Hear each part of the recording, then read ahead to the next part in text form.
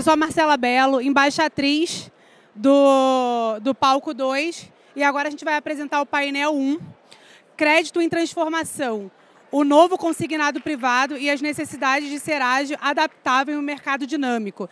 Eu chamo aqui a Janaína Laurenti, Head Solution Consult da TransUnion, uma mulher maravilhosa, poderosa, que conta histórias através de dados.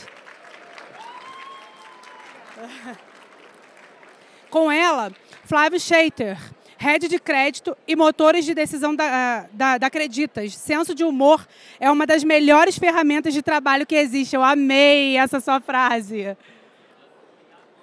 Palma, gente! Né? Alex Franco, CTO e CRO da Jeito, com mais de 20 anos de experiência em risco. Tem uma plateia boa aqui para você, né? A ousadia de fazer diferente é o que torna possível fazer o que dizem que é impossível. O impossível é só questão de opinião, né? Bom painel para vocês. Obrigada. Bom, pessoal, boa tarde. Tudo bem? Vocês estão me ouvindo? Beleza. Então tá. Bom, é um prazer estar aqui com... Quem que levantou a mão? Ah, dois lados. Pessoal, é um prazer estar aqui com vocês hoje. A gente vai falar sobre uma grande oportunidade que vem transformando, né, o mercado, que é o novo crédito consignado privado, que o governo apelidou de crédito do trabalhador. E mais do que isso, a ideia hoje é a gente falar também um pouquinho sobre como a inteligência de dados e as informações, né, em geral, podem ser a chave para escalar esse produto com bastante segurança e com bastante eficiência. Antes da gente começar, eu trouxe aqui alguns slides para a gente falar um pouquinho. Eu não sei se... Aí, já foi, beleza. Que é para falar um pouquinho, dar uma introdução aqui sobre o que é o consignado privado, né? Então, ele vem ganhando força no Brasil. É uma alternativa mais acessível, mais sustentável para o trabalhador do setor privado, né, que foi feito para os seletistas. E ele tem a promessa de ser um crédito num formato mais simples do que o que a gente tinha no legado até então.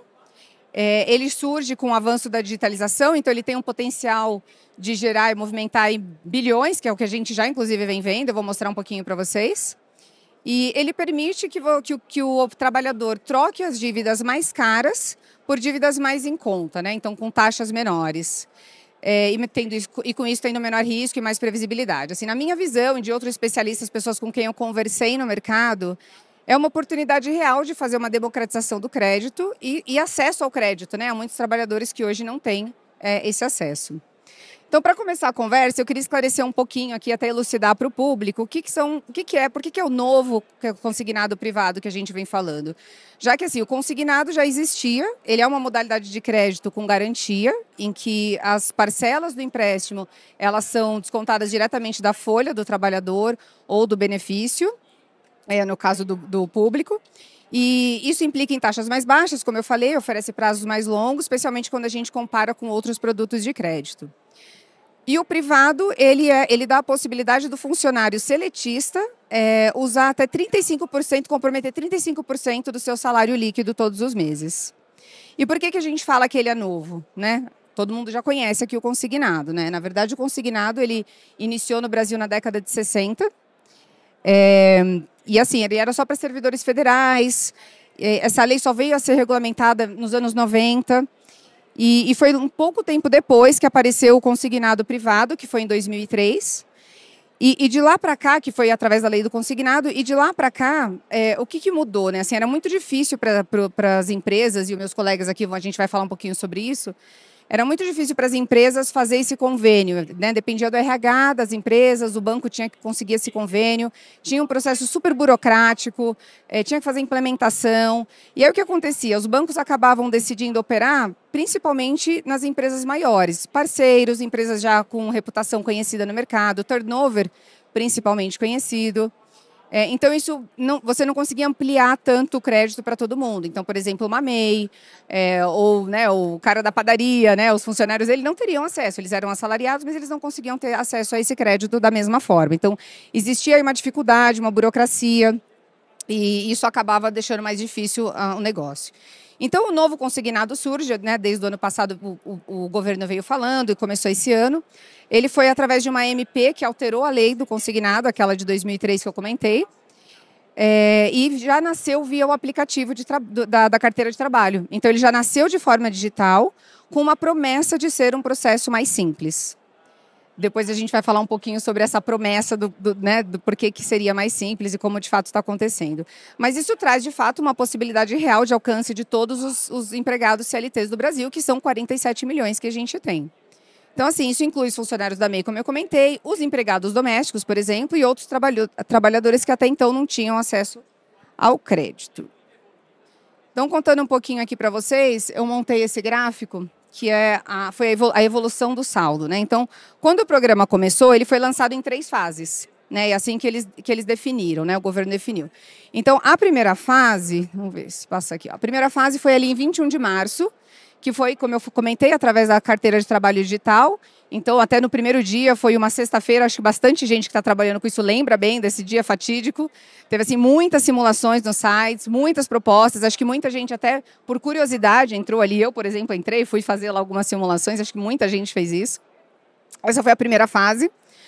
Depois, no dia 25 de abril, chega a segunda fase. E até então, a gente, uma semana depois, no dia 28 de março, a gente estava ali com 1,3 bi de carteira. 2 semanas depois, já chegou em 7,7. E na segunda fase, que é quando a contratação passa a ser via as plataformas digitais dos bancos, a gente vê que já deu um pulo, né? De 8 bi, a gente já vai no dia 7 para 10 bi. Né? Então, foi uma mudança relevante. A gente estava conversando um pouco sobre isso, que ainda que as pessoas que estão mais no meio, conhecem, entrem ali na carteira, né, de trabalho digital, é muito mais fácil você entrar no aplicativo do seu banco, que você já tem o hábito de fazer isso, e aí de lá você vê que existe um crédito novo e você tentar contratar. Então, aqui a teoria, a hipótese é que desses 8 bi para os 10, né, entre o dia 25 de abril e 7 de maio, foi muito por essa segunda fase. E aí a terceira fase, que na verdade foi antecipada para o dia 16 de maio, foi a possibilidade de portabilidade entre as instituições financeiras para quem já tinha um consignado privado antigo, né, o legado. E também para quem tem CDC. Então, para as pessoas que têm um crédito CDC de, né, uma outra modalidade, que não tem a garantia, ele poderia trocar e aí conseguindo uma taxa melhor. Mas isso diretamente com a instituição financeira para onde ele estava indo. A terceira fase, né, que teria sido, mas ainda tem uma parte dela que vai acontecer, que está programada para o dia 6 de junho, é a portabilidade entre instituições financeiras para quem adquiriu o novo crédito consignado. E aí vai ser de forma digital, né, mais simples. E aí, aqui fui eu que criei essa projeção, que é onde isso deve chegar até o dia 6 de junho, né, pensando que isso pode ser de forma linear, mas talvez nessa terceira fase a gente vê um outro pulo, né, e um aumento maior, né, nesse... Bom, das 35 instituições financeiras que estão habilitadas, das 70 instituições financeiras que estão habilitadas hoje, 35 já estão produzindo. E aí a gente vê que nesses 2 meses a gente chegou nesse 11 bi, que é um número super expressivo, né? E aí, assim, o que acontece? O ticket médio hoje, pelo que o Ministério do Trabalho divulgou, está em R$5.000. É um prazo médio aí de 17 meses, em geral. E se a gente pensar que você tem 47 milhões de seletistas brasileiros, isso tem um potencial de alcançar 240 bi. Só para a gente ter uma ideia de comparação, a carteira inteira do consignado público tem 360 bi. Então, é bem expressivo o potencial que tem, né? Mas assim, enquanto alguns comemoram essa produção, a gente tem outros players num outro grupo aqui que estão muito mais cautelosos. A gente vê isso até pelos números. E que ainda estão aguardando para entender quais vão ser os riscos que vão se apresentar. Assim, os primeiros vencimentos ainda nem aconteceram, né? Quem está envolvido aqui, o pessoal está fazendo assim com a cabeça, né? Sexta-feira deveria ter sido o primeiro dia para quem começou no primeiro dia, mas tem gente que vai começar aí nas próximas semanas. Então, você não tem nenhum FPD ainda, você não tem ideia de como vai ser esse primeiro repasse. Então, assim, você tem o risco da contraparte, que é o que as instituições estão olhando, mas você também tem risco de fraude, risco operacional, o risco da garantia, que a gente não, né, ninguém tem certeza ainda de como isso vai funcionar. Então, assim, como todo novo produto, tem essa fase de adaptação, que é a que a gente está vivendo agora, e com isso você tem vários desafios importantes. Então, as mudanças constantes na legislação, né? O governo lançou, aí relançou, aí alterou, isso aconteceu diversas vezes, isso vai trazendo uma insegurança para o gestor de crédito. Tem uma dificuldade, como eu comentei, da execução das garantias. Então, a gente sabe que é 10% do FGTS, mas é do FGTS do saldo que ele já tem total ou é do saldo do último empregador, né? Ninguém sabe muito bem como isso vai funcionar. E aí, além disso, assim, então, falando aqui sobre os desafios e oportunidades, o que a gente vê de desafios? Então, a parte da canibalização, né? Como que vai ser para as empresas isso? O cliente vai, de fato, trocar? Né? E eu vou trocar um crédito mais caro por um crédito mais barato. Claro, isso é ótimo para o cliente, para o seletista, mas e para a empresa? Como que isso vai acontecer? Né? Vai acontecer um rouba-monte com a portabilidade, um banco vai pegar do outro. Como que a gente vai se preparar para isso? Né? Como que o mercado vai atuar dessa forma? Você tem ali o risco da contraparte, que você precisa gerenciar, evitar de alguma forma. O legado da carteira de 40 bi. Já tem 40 bi hoje de crédito consignado do legado. Tem 40 bi. Como que isso vai acontecer? Né? Como que a Dataprev vai passar essa informação? Ela vai considerar isso na margem? Não vai? A gente já viu que teve problemas com isso, né? Logo no começo da operação. Como que a gente ajusta as taxas para atuar no leilão? Acho que os gestores devem vir se perguntando isso. Né? Como que eu sei... Né? Será que é ali que eu quero atuar ou eu quero atuar na minha plataforma própria? Né? Onde que eu vou atuar mais? De onde vai vir mais esse crédito, essa busca? Né? Então, como definir o apelido? Tem muitas perguntas, a gente vai explorar algumas coisas aqui, mas em relação às oportunidades, o que a gente vê? Para o cliente, uma taxa menor. Então, ele vai conseguir, de fato, liberar um pouco de recurso do bolso dele. A troca de dívida, o Banco Central já comentou sobre isso, que ele já percebe que existe uma liberação de recursos dentro para o próprio empregado, porque, imagina, ele tinha uma dívida lá que estava tirando R$800, ele agora reduziu para uma de 600, sobrou R$200 no bolso dele. Isso mostra aí uma elevação de renda. E assim, isso é o que eles entendem que seria, ou pelo menos o que o governo vem vendendo, como vai ter mais dinheiro, vai movimentar mais a economia. Então, a gente está vendo uma tendência clara pelas empresas, inclusive que vêm buscar a gente, nossos clientes, que eles querem usar dados alternativos, principalmente para olhar ali para o risco da contraparte, para o PJ, que é quem ele vai avaliar primeiramente. Mas surgem questões também como prevenção às fraudes, e a gente sabe que a tecnologia aqui faz toda a diferença. Né? Então, o score de crédito, que você olhe para dados alternativos, a verificação da identidade na prevenção à fraude. O próprio Sérgio Fúrio, CEO da Creditas, ele comenta em uma reportagem que no crédito anterior, no legado, o RH tinha um papel muito importante. Porque ainda que houvesse um atrito, né, porque o funcionário poderia se sentir mal de ir lá e pedir falar que ele queria um empréstimo, a empresa ainda atuava como um filtro ali de entender a posição dele, né, a situação econômica, e até como um educador financeiro, né, ajudar a pessoa a tomar essa decisão. E isso a gente perde, né, com esse novo crédito. Assim, ele abre as portas, mas ele acaba perdendo isso. Um outro ponto aqui são análises preditivas e o monitoramento contínuo da saúde do empregador. Isso tem que acontecer como medida preventiva, para você entender como que isso pode se comportar. Então, com todo esse cenário desafiador, também cheio de oportunidades, eu queria agora dar início ao nosso bate-papo e vou trazer algumas perguntas aqui para os nossos painelistas. E aí a primeira que eu queria fazer é para o Flávio. Considerando esse momento que eu mencionei aqui, cheio de adaptações do novo produto, e aí nessa busca por dados alternativos que a gente vê que vem crescendo, né, que as pessoas querem melhorar, gerenciar, avaliar o risco dessa operação, quais são os maiores desafios que você e os gestores de risco que você conhece têm encontrado e que tipo de informação você entende que são as mais relevantes nesse momento? Boa. Vocês estão me ouvindo? Poxa, poucas pessoas. Eu esperava a galera de lá levantando a mão também. Tudo bem, tudo bem. Tem um ali, ó. Aí, ó. Aí, boa, galera. Legal. Não, acho que você... Vou entrar um pouco no detalhe de algumas coisas que você falou. Eu acho que a gente enxerga lá um dos principais riscos sendo o risco operacional nesse primeiro momento, que não tem modelo para calcular. E a gente se sente um pouco no escuro depois desse lançamento, que acho que foi um pouco, ao nosso ver, conturbado, né? Muito acelerado. Eu nunca trabalhei tanto na minha vida, espero não trabalhar tanto assim novamente. Foi muito, muito complicado, com muita pouca informação, muita inferência por parte dos times para poder tentar entender o que ia acontecer. E 2 meses depois a gente, óbvio, está num cenário diferente, já não é mais aquele caos do lançamento, mas a gente ainda se vê num cenário complicado com muita incerteza, né? Dito isso, a gente, em termos de dados, né, o produto mudou completamente, né? A gente é um player que atuava antes, né? Acho que muita gente que entrou nesse produto novo fazia consignado público, muita gente está entrando do zero, a gente está no grupo do meio, vou chamar assim, que já operava o produto anterior. Então a gente tinha muita dificuldade, como você citou, era um produto difícil de operar. O pessoal da Acreditas aqui que trabalha com cobrança ali, até me filmando, que sofria pra caramba. Acho que rolou uma esperança de que o produto novo fosse trazer certo alívio operacional. Para algumas coisas trouxe, mas aí trouxe outros problemas novos, né? Que a gente ainda não sabe como vai acontecer e está esperando, né? Acho que nesse produto de agora, a gente tinha um relacionamento super forte com as empresas, né? No produto anterior.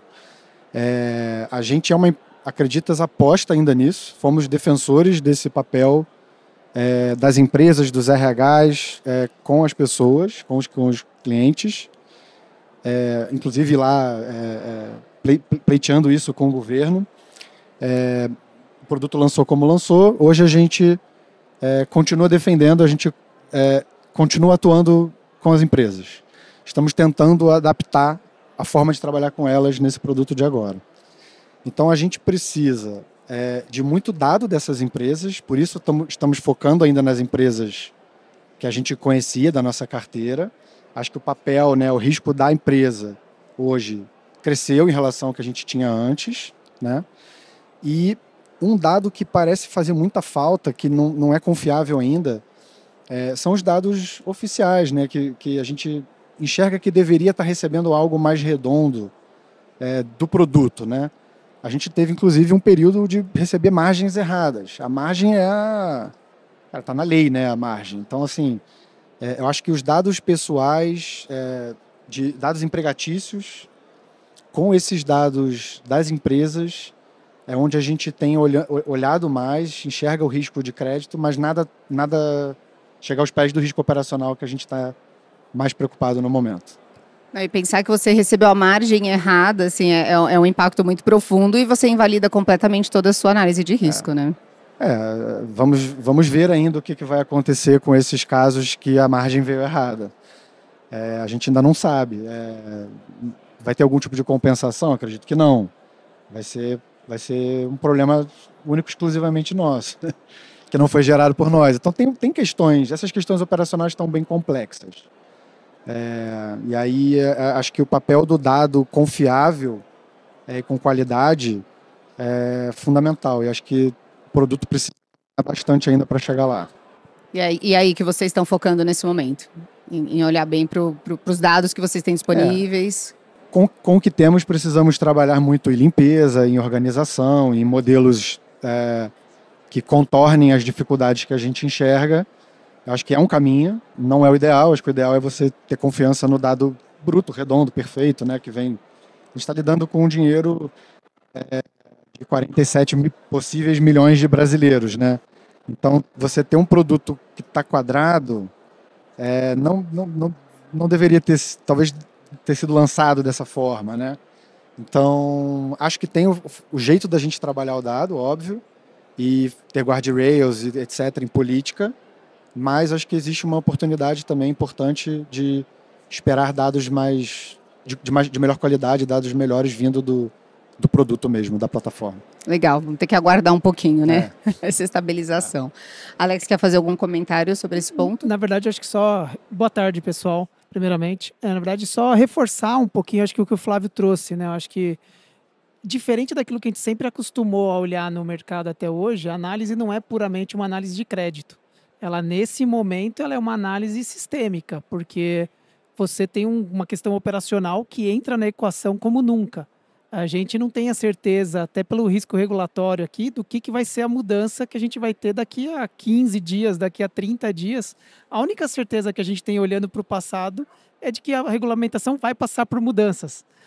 O processo vai ter que passar por ajustes aí ao longo do tempo, né? E eu acho que, pensando assim, que dado que falta? Eu acho que faltam vários.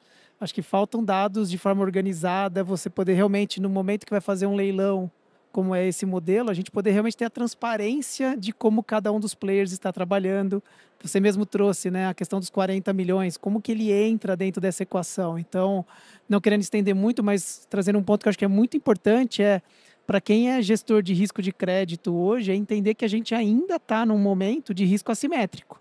A gente está num momento em que, se você fizer uma precificação e uma decisão de crédito só baseada no risco da contraparte e no risco da pessoa, você não está colocando na equação um risco que é muito maior, que é o risco do processo em si. O que vai funcionar? Né? A gente não teve nenhum pagamento ainda funcionando. Uma outra variável também importante desse processo, que para mim é um dos grandes avanços. Eu sou dos mega defensores desse processo, porque eu acho que tem um poder enorme de você poder dar um crédito com um preço de uma qualidade muito melhor para os brasileiros e com uma inclusão financeira maior. Mas, assim, hoje, com as informações que a gente tem, ainda não é possível saber se a garantia vai poder ser realmente utilizada, de que forma ela vai ser utilizada. A gente até falou um pouquinho antes, né, da sessão aqui. Um dos grandes avanços que eu vejo na lei é o fato de que a pessoa, quando ela sai de um emprego e vai para o outro, de acordo com a lei, ela carrega a garantia do empréstimo para esse novo emprego. Mas como vai funcionar isso?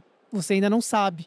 Então, por essas incertezas fazem com que, pelo menos a gente lá no Jeito, não esteja pisando no acelerador. A gente ainda está no momento de tatear, fazer muito teste, porque eu acredito também, ao mesmo tempo, que um dos dados mais importantes que a gente possa ter é a experiência que cada um vai criar nesse cenário novo. Então, quanto mais você testar, mais você tirar variáveis novas, vai permitir, na hora que sentir firmeza no risco operacional e na regulação, poder acelerar de forma com muito mais segurança.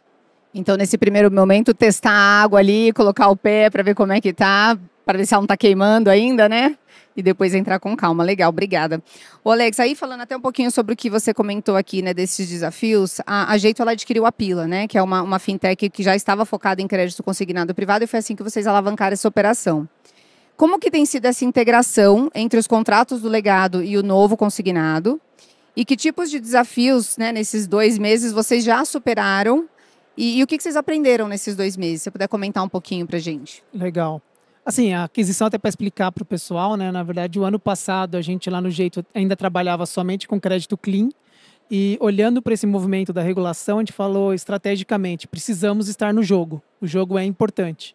E aí a nossa estratégia até foi buscar alguém que não tivesse uma carteira muito grande a defender, mas que ao mesmo tempo tivesse os processos funcionando de forma correta. Então, por exemplo, no caso da Pila, por mais que ele fosse uma empresa com uma carteira pequena, ele já tinha um cliente que era muito grande e operava bem, com uma boa satisfação desse cliente, que era o do grupo da Drogaria São Paulo. Então a gente falou, temos alguém aqui que já mostrou que tem capacidade de trabalhar com uma base grande de funcionários. Então, dito isso, a gente falou, a gente já tem o restante do expertise. Eles eram, o Henrique e o Renato, os co-founders, eles tinham uma experiência dentro desse mercado. Eles conheciam muito do que é o processo do consignado privado. Tinha um sistema que plugava facilmente com o nosso, porque era todo feito por APIs. Então, rapidamente, a gente poderia fazer a integração dos 2 sistemas. E, ao mesmo tempo, eles não estavam prontos para crescer. Porque crescer para eles representava ter que investir numa área de pessoas, numa área jurídica, numa área de riscos, numa área de financeira, ou seja, tudo aquilo que a gente já tinha no Jeito. A gente falou, é o casamento perfeito. Vamos plugar isso o mais rápido possível do ponto de vista tecnológico. E aí eu acho que quando a gente pensa nesses 2 meses, na verdade, até por isso que a gente escolheu uma empresa que não tinha tanta carteira, porque o que você tinha aprendido no passado vai te ajudar, é claro, a ter um conhecimento de até quantos salários eu vou, até quanto da margem eu vou, com que tipo de empresa, que é basicamente o conhecimento de política. Mas isso é uma coisa que, se você contratar alguém de uma outra empresa que já tem experiência, você traz rapidamente. Eu acho que o grande segredo era realmente ter alguém e um time, como veio o da Pila, que tivesse essa ousadia de querer propor o consignado para quem os demais não estão propondo. Então, quando a gente pensa na forma como eles trabalhavam, eles também não entravam somente na camada de mais salário, não entravam somente no público das empresas maiores, eles já entravam nas empresas menores e já entravam naqueles RHs com os funcionários que ganhavam menos. Para fazer isso, ele tinha uma máquina em que o operacional era muito pequeno, porque a máquina já estava toda automatizada, já estava toda por APIs. Então, isso para a gente era o maior valor. E isso a gente está percebendo, porque se a gente tiver agilidade nos testes, a gente vai poder testar mais coisas mais rápido e tirar mais conclusões muito mais rápido do que a concorrência. E aí, pensando no carteira legada, como eu não tenho, eu não preciso me preocupar em olhar para a carteira do passado e ver como que ela vai bater com a do presente, porque na prática eu tinha uma carteira, mas ela era pequena. O que eu estou fazendo agora é construir uma nova dentro daquilo que for a melhor oportunidade. Então, do zero, né? Você aprendendo com ela e escalando. A gente estava preocupado. Conta pra gente Porque no produto antigo, você tinha uma reserva de mercado. Você, às vezes, você fazia um convênio, né? Para quem não sabe, você fazia um convênio direto com a empresa e muitas vezes você botava uma cláusula nesse convênio onde você era obrigatoriamente a única consignatária trabalhando dentro daquela empresa. Então você não tinha concorrência, né? Era simples assim. E agora a gente migra para um universo da concorrência perfeita, né? Um dos trabalhos que a gente está fazendo agora, nesse momento, é um trabalho de defesa do portfólio, que já é um portfólio grande, relativamente grande. Então, é um cenário um pouco diferente, tem esse desafio. E aí os problemas operacionais não ajudam muito a gente, né? Porque se você não está no game ali, sabendo todas as regras, tranquilo, só jogar melhor. Você é pego de surpresa com algumas coisas no meio do caminho, você pode perder algum contrato, um pedaço da carteira, por fatores alheios a você a saber precificar, saber mensurar risco, né? Às vezes, mau atendimento, porque você errou uma interpretação de uma cláusula. Então, a gente está sofrendo nesse momento um pouco diferente do que eles estão. Você tinha comentado também um pouquinho sobre que quando, né, saiu essa nova lei, essas alterações, eles não consideraram todos os cenários, né? E aí você comentou um pouquinho com a gente do FDIC, né? Que vocês usaram o FDIC. Conta pra gente um pouquinho. Acho que não é um cenário exclusivo da Acredita. Se eu não me engano, vocês usam FDIC também. Acho que o mercado hoje é muito mais difundido o uso de instrumento de funding. E eu acho que talvez um dos pontos pelo qual não se foi pensado o uso de instrumento de funding externo foi o fato do produto ter sido montado talvez dentro do Ministério do Trabalho, sem o know-how, a expertise do Banco Central da vida, por exemplo. Porque o mercado já conhece isso muito melhor, né? Então, gera dificuldades para a gente, né? Eu originei um crédito, dia seguinte, mesmo dia eu vendo esse crédito não está no meu balanço.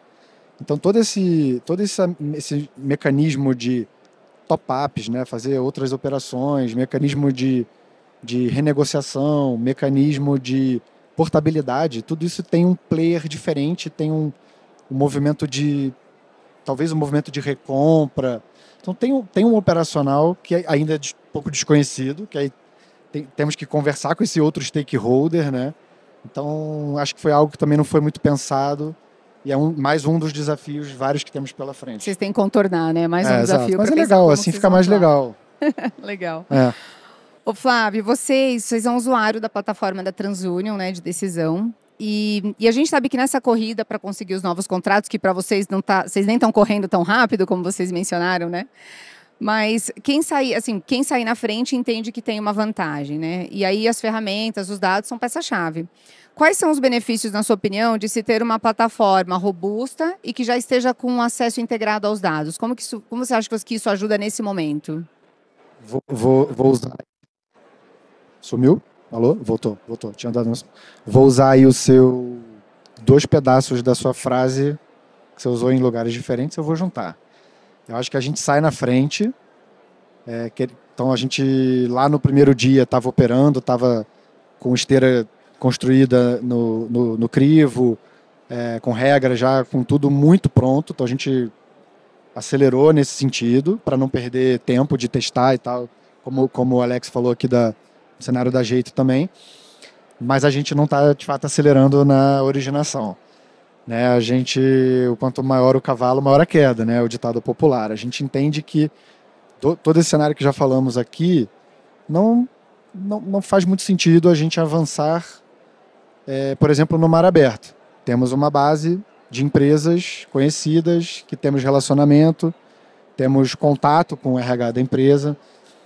Então a gente está focando mais, a gente chama de aquário, né? Um pouco menos de água, né? Do que o mar aberto. Então a gente foca nesse aquário, queremos aprender muito com ele. Um ambiente mais controlado. Um ambiente controlado, com o que a gente já conhece, a gente tem comparação, a gente consegue comparar.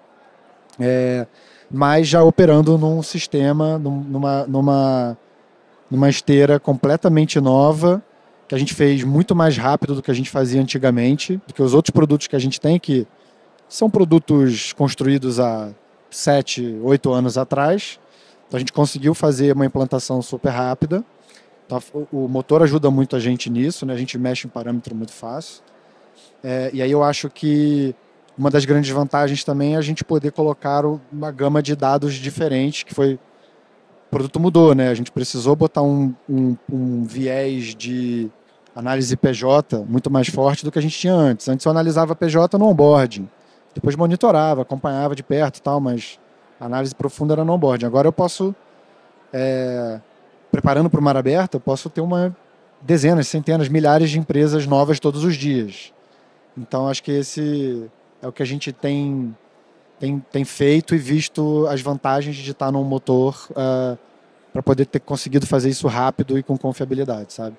Ah, legal, obrigada. E eu acho que um ponto, Janaína, assim, a gente não acelerou em termos de volume, mas assim, acho que desde o dia 1, dia 2 ali, eu acho que o grande segredo dessa nova brincadeira, como eu falei, é testar. Então assim, a gente vem limitando o volume máximo de exposição em cada teste, mas a gente vem fazendo muitos testes ao mesmo tempo, porque eu acho que a grande oportunidade que se tem nesse momento, e por isso que é importante ter as ferramentas certas, é você poder trazer o máximo de informação, entendendo quais são os clusters ali dentro dessa base, segmentando bem essa população e entendendo o que funciona e o que não funciona em cada uma delas.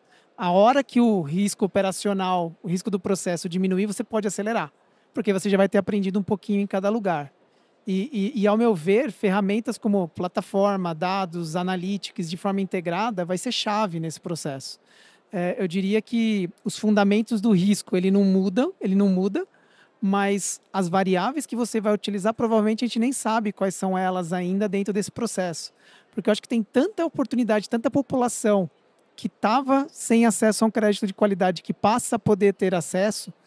Como que eu vou trabalhar com os MEIs, como eu vou trabalhar com a padaria da esquina, como eu vou trabalhar... É ali que está uma grande oportunidade de pessoas que estão mal atendidas. É claro que se eu continuar trabalhando com as grandes, também vai ter uma oportunidade, mas vai ter muita competição. A gente, pelo menos, está entendendo muito que a gente investiu nos últimos 2 anos em plataformas muito robustas, assim, de dados. A gente tem uma das principais implantações do Snowflake hoje no Brasil. A gente está colocando toda a parte de AI para poder trabalhar a parte de modelagem dentro de casa. A gente vem trabalhando já com motor de decisão que permite a gente fazer inúmeros testes em paralelo e não mais tendo que falar, esse mês eu testo uma coisa, mês que vem... Não, a gente tem 15, 20 testes rodando em paralelo. Isso é o que vai permitir sair na frente, porque eu acho que quanto mais teste, mais informação, mais dado interno você tiver da população, maior vai ser sua chance de ter sucesso. Maior expertise ali, né? Maior expertise. Até porque o que eu queria lembrar a todo mundo o jogo não é mais só um jogo de risco separado de receita. Ele é um jogo que agora envolve risco e receita junto. Quem fizer uma boa... Como acontecia no passado, né? Às vezes o cliente ia buscar o crédito consignado somente com a empresa parceira. Então a oferta dele era aquela única taxa. A partir de agora, você está sujeito se você colocar um preço mais baixo do que aquele que é o risco, você vai ter prejuízo. Se você colocar um preço muito mais alto, você está sujeito à portabilidade, você está sujeito a um leilão. Então, a inteligência analítica de você botar as variáveis, pensar no lifetime value desse cliente, pensar em várias outras coisas, vai ser muito importante. É um jogo que ninguém nunca jogou. É um jogo novo. Então, assim, acho que quanto mais testar, mais estudar, e melhor preparado e equipado tiver, é quem vai sair na frente para mim. Isso eu acho que é uma coisa mais legal do processo. O como talvez está errado. Tem vários erros, mas o processo em si, essa concorrência livre, abre muita oportunidade para os clientes e para novas empresas. É isso que eu ia comentar. E assim, as taxas nesse momento, como tem gente, né, acho que o Flávio comentou isso um pouquinho ontem, né, que quando a gente estava conversando, que tem muita gente que está entrando agora e aí eles estão colocando a taxa onde ele quer, né, porque nem todo mundo está entrando. Então, para o cliente, isso não é a parte boa, mas eu acredito que com o tempo isso vai acabar se autorregulando, né? Porque o próprio leilão ali vai fazer com que os preços cheguem num valor onde vai todo mundo começar a atuar, né? E essa vai ser uma busca de todo mundo em qual é a taxa certa para eu conseguir o cliente. Eu fiz uma simulação e eu tive muitas respostas, acho que mais de 10, uma taxa menos de 2% e chegou a mais de 10%. mesmo perfil. Então, assim, tudo bem, beleza, os players são diferentes. Tá todo mundo testando. Cara, mas assim, você via ali, você inclusive vê algumas respostas serem muito, quase que instantâneas de alguns players, você fala, cara, o cara não tá nem analisando. Acho que ele fixou uma taxa lá em cima. Se colar, colou. Se colar, colou. Tá sim, mas isso vai que morrer, cola, né? isso vai morrer. Entendi. Bom, pessoal, a gente já está caminhando aqui para o final. Mudando um pouquinho de assunto aqui, né, falando dessas taxas, os dados do Macen, eles mostram que houve uma elevação do salário, né, na medida em que o assalariado trocou as dívidas mais caras pelas mais baixas. E aí, olhando para o futuro, se a gente tiver uma visão um pouco mais otimista, em que as operações já estejam mais estáveis, mais maduras, as regras mais claras, sem mudanças, né? Você acredita, essa aqui é para você, Alex, você acredita que esse produto vai de fato ajudar a população a reduzir as suas dívidas? E qual é a sua preocupação com o superendividamento? Tá. Assim, eu acredito que a lei foi feita para isso e eu acho que ela está no caminho certo. Eu acho que ela, bem utilizada, ela vai permitir duas coisas. Pessoas que estão com dívidas caras poderem trocar por baratas, saindo de uma modalidade de crédito clean e podendo ir para uma modalidade de crédito com a garantia. Num segundo momento, ela ainda vai ter a chance de também poder brincar com esse jogo da portabilidade e chegar no preço ajustado daquilo que vai ser o melhor preço para ela. Então, eu acho que assim, olhando para frente, tem tudo de maravilhoso para acontecer e eu acho que o caminho é esse. Abre realmente aquilo que o Banco Central sempre falou que queria promover no Brasil, uma maior concorrência. E até a gente falou um pouquinho, eu acho que não para por aí. Eu acho que a gente está falando do salário como garantia. A gente vai ver várias outras coisas. A gente estava num evento semana passada em que a gente ouviu que provavelmente previdência vai ser começada a ser visto pelo Banco Central como uma potencial garantia para a pessoa física. Então, ou seja, esse game vai ficar cada vez mais complexo, com múltiplas garantias, múltiplas análises e tudo mais. O que preocupa? O que preocupa é um pouco do que a gente respondeu na primeira pergunta, que é a questão de dados. Porque se a gente não tiver uma organização em que o dado seja flexibilizado para todo mundo ter acesso com o tamanho da dívida que cada uma dessas pessoas está tomando, o risco de superendividar é muito fácil. A gente toma um cuidado lá no jeito, sempre hoje, nos créditos tradicionais, de usar o dado de capacidade, comprometimento de renda, para poder realmente entender assim, eu estou dando um crédito para alguém que às vezes nunca teve crédito, mas que é compatível com o fluxo de caixa dele. Eu não estou super endividando ele, não estou indo além daquilo que ele pode. Tem que tomar esse cuidado, porque senão assim, você ganha, de repente a hora que quebra, você perde tudo. E aí isso me preocupa, porque eu não tenho visto nenhuma conversa, né? Até ter vindo também de um birô que eu trabalhava até um ano atrás, não vejo nenhum movimento de uma discussão de que o cadastro positivo, por exemplo, deveria ter essa dívida de forma clara. E não apenas classificada lá como CP. Porque senão você não separa o que é crédito clean do crédito com garantia. Eu acho que esse movimento é fundamental para a gente poder ter dados importantes e poder usar ele na decisão de crédito para não superendividar a população. Porque quando a gente está falando, né, você até comentou, é o seletista, mas você vai ter em todos os níveis sociais, né? Então você vai ter segmentos diferentes da população com educação financeira diferente. Então, acho que essa é uma maior preocupação mesmo, né? De ele não trocar a dívida, mas sim ver uma oportunidade de pegar mais uma, Perfeito. Né? Por isso que a gente estava insistindo na Acreditas na tecla da participação do RH e da empresa na jogada, né? Por esse ponto de vista de educação financeira. Porque essa era uma das premissas do lançamento do produto, né? Vamos melhorar a vida financeira das pessoas, trazer mais educação, o cara sair do endividamento super caro. Mas você não vai fazer isso da noite para o dia. Talvez a gente aqui nesse fórum tenha dificuldade de entender a dificuldade que uma pessoa em outro extrato social ou com outro nível educacional tenha de conhecimento financeiro, né? Então, esse era o papel que a gente ainda está insistindo em querer participar e tentar usar como canal o produto lá na Acreditas, pensando nessa questão do superendividamento. Como mitigar esse superendividamento. Legal, pessoal. Bom, a gente já está finalizando. Eu queria pedir para vocês fazerem considerações finais, antes da gente terminar. Alex primeiro, depois o Flávio. Tá bem. Não, na verdade, eu acho que a consideração que eu traria é mais assim, a reflexão, né? Eu acho que para todos os players de mercado, essa questão do consignado ela é uma super oportunidade. Mas da mesma forma como quando a gente pensa em risco, né, para uma pessoa física, você pode ganhar e depois perder do nada porque a pessoa superendividou, como o mercado também. Se a gente parar a pensar, é um mercado que era de 40 bilhões de carteira, tem um potencial aí de 240, Mas se como mercado a gente não se organizar para crescer essa carteira de forma saudável, com muita troca entre os players, muita informação, o sistema vai colapsar e isso não é bom. A gente já viu isso acontecer em outras modalidades de crédito no mundo. Então, acho que assim, a colaboração, birôs, empresas, bancos, financeiras, Banco Central, governo e tal, é fundamental. Porque eu acho que é uma ferramenta maravilhosa, mas ela tem que ser feita de uma forma muito responsável. Legal. Obrigada. Eu estou muito animado. Talvez não tenha aparecido mais cedo, não sei. Estava reclamando um pouco aqui. Faz parte. Mas eu estou muito animado, porque eu acho que para a gente que trabalha na indústria, né, eu acho que qual vai ser o próximo grande produto a ser lançado, talvez com tanto impacto? Talvez a gente não veja. Então, assim, é uma oportunidade incrível.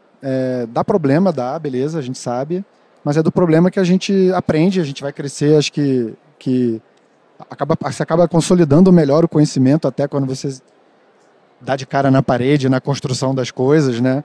Então, acho que é uma oportunidade animal de para quem está envolvido na dor, nisso. né? Exato, Então, estou muito animado, acho que esperançoso, acho que as coisas vão se ajeitar, acho que o Alex tocou nos pontos excelentes. Acho que todos esses stakeholders vão acabar... Faz sentido para todo mundo esse alinhamento nessa direção de circular melhor dados e ter mais governança, né?